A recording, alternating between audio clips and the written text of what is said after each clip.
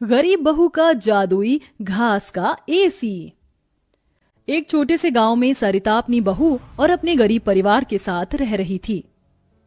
बेटा, आज हमें ये रात को सारा काम खत्म करना होगा, कल ये सारा ऑर्डर का सामान जाएगा। माँ, मैं तो कोशिश कर ही रहा था लेकिन घास ही खत्म हो गई। अब आप ही बताओ ना, मैं क्या करूँ। हमारे पास और कोई चारा नहीं है, हमें जंगल से और घास काट कर लानी होगी।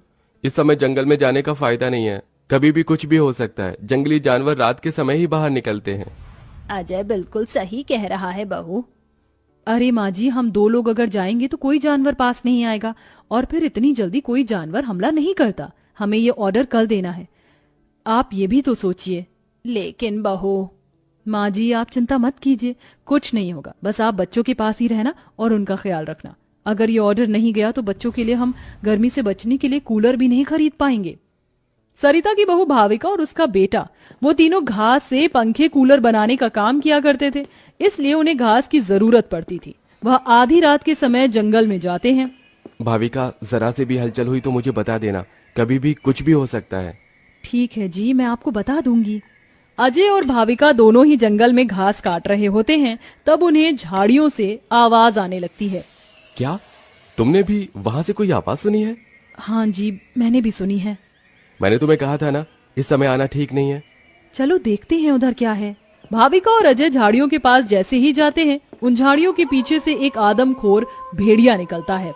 भाविका, भागो यहाँ से, यहाँ पर तो बहुत खतरनाक भेड़िया है। अजय और भाविका दोनों अपनी जान बचाकर भागने लगते हैं। अजय, अब हम लोग क्या करें? कहीं भेड़िए ने हमें खा लिया तो? रुकना मत, बस भागती जाओ। भागते भागते वो दोनों जंगल से किसी तरह बाहर निकल आते हैं और भेड़िया उनका पीछा छोड़ देता है। जान बची तो लाखों पाए, लौट के बुद्धू घर को आए। रास्ते में चलते हुए आधी रात के समय उन्हें गांव के एक कूड़े के ढेर के पास एसी पड़ा हुआ नजर आता है। अरे देखो जी, यहाँ पर एसी पड़ा है। अरे पता नहीं किसका होगा, चलो यहाँ से चलते हैं। मुझे लगता है किसी ने ऐसे ही डाल दिया होगा। मैं तो कहती हूँ इसे लेकर चलते हैं। भाविका अजय को एसी ले जाने के लिए मना लेती है, जिसके बाद वो दोनों उस एसी को घर ले आते हैं। तुम दोनों तो घास लेने गए थे, ये क्या लेकर आ गए हो? ये हमें रास्ते में पड़ा मिला। जब हम कूलर पंखे बना लेते हैं तो एसी भी बना सकते हैं।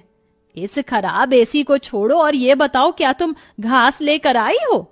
सरिता के ये बोलने के बाद जंगल की दुर्घटना के बारे में दोनों बताते हैं, जिसे सुनकर सरिता हैरान रह जाती है। अच्छा, इसका मतलब बहुत बड़ी मुसीबत से बचकर आए हो तुम दोनों, और साथ में ये कचरा उठाकर ले आए। वह तीनों बहुत ज्यादा परेशान हो जाते हैं। कल का ऑर्डर पूरा करने के बाद उन्हें कुछ पैसे मिल जाते, लेकिन घास न होने की वजह से उनका ऑर्डर पूरा नहीं हो पाता और वह ऑर्डर कैंसिल हो जाता।